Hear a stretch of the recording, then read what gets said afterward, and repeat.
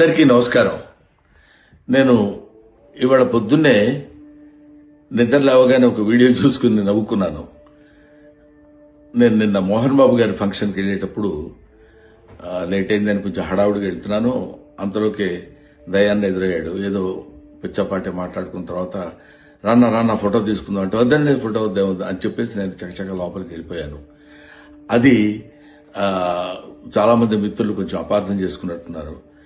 దయాకర్ గారితో నాకు 30 ఏళ్ల సంబంధం ఉంది. మంచి మిత్రులం.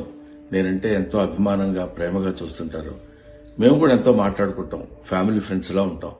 అటువంటిది సరదాగా ఆయనతో నాకున్న చనువుతోటి నేను ఉండండి అని చెప్పేసి కేలా తోసి వెళ్ళిపోతే దాన్ని నేను ఆయన ఏదో కావాలని తోసినట్టు ఏదో ఒక రకమైనటువంటి మిస్అండర్స్టాండ్ తోటి మిత్రులు, మీడియా మిత్రులు అలాగే దాన్ని అపార్థం చేసుకున్నారు.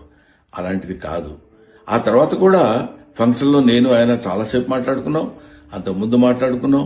ఫంక్షన్ అయిపోయిన తర్వాత కూడా మేము మాట్లాడుకున్నాం. కానీ ఇది పొద్దునే చూడగానే ఆయన నేను చూసుకుని నవ్వుకున్నాం కూడా. ఇది చూడడానికి మిత్రమా ఇట్లాగా అనుకున్నారు అన్న ఇట్లాదే దీన్ని మిస్అండర్స్టాండ్ చేసుకున్నారని ఆయన అంటే నేను కూడా ఎంతో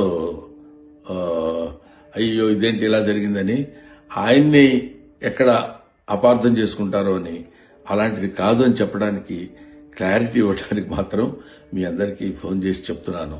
దయచేసి అలాంటిదేం లేదు, మిస్అండర్స్టాండ్ చేసుకోవద్దు. ఇన్ని సంవత్సరాలుగా ఆయనకి మాకున్న అనుబంధంతో మేమిద్దరం సరదాగా అలా మాట్లాడుకున్నాం తప్ప వేరే